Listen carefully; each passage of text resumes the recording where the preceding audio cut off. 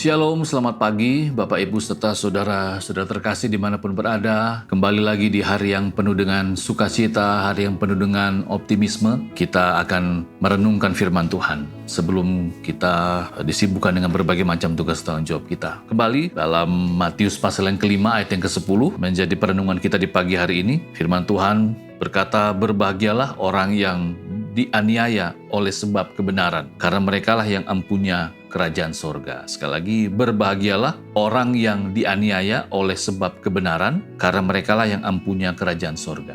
Bapak Ibu terkasih, kalau kita bicara tentang kebahagiaan karena kebenaran, tentunya kita sebagai orang-orang percaya sungguh meyakini itu. Memang dalam konteks Matius pasal yang kelima ayat yang ke-10, kalau kita berbicara tentang situasi kondisi pada waktu itu, ya memang sangat berbeda ya. Perbedaan bicara tentang aniaya mungkin di setiap masa itu berbeda. Mungkin dalam konteks zaman kita, mungkin kita tidak mengalami penganiayaan yang sama yang dialami oleh pengikut Kristus, seperti orang-orang percaya di gereja mula-mula. Tapi mungkin penganiayaan kita sifatnya lebih kepada mungkin bicara tentang pencobaan misalnya. Sebagai orang percaya, kita akan menghadapi berbagai macam pencobaan, sama dengan Tuhan Yesus juga yang dicobai. Tetapi yang menarik, bagaimana sikap kita saat kita menghadapi yang namanya pencobaan. Apakah kita mau tetap berpegang teguh kepada kebenaran, ya, sama seperti Tuhan Yesus saat dia dicobai, dia melawan setiap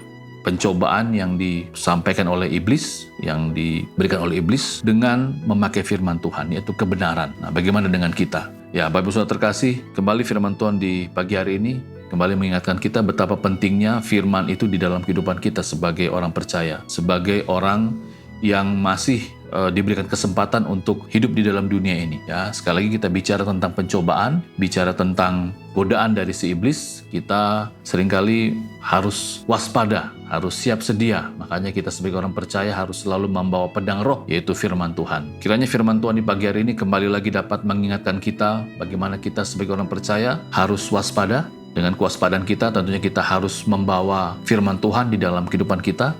Minimal kita bisa meluangkan waktu untuk mendengar firman Tuhan, atau mungkin kita bisa menghafal minimal satu ayat ya, untuk memberikan kita kekuatan yang baru ya saat kita menghadapi pencobaan, saat kita menghadapi situasi yang sulit. Kita kembali lagi diingatkan dan kita dapat dimampukan untuk melewati setiap tantangan kehidupan kita.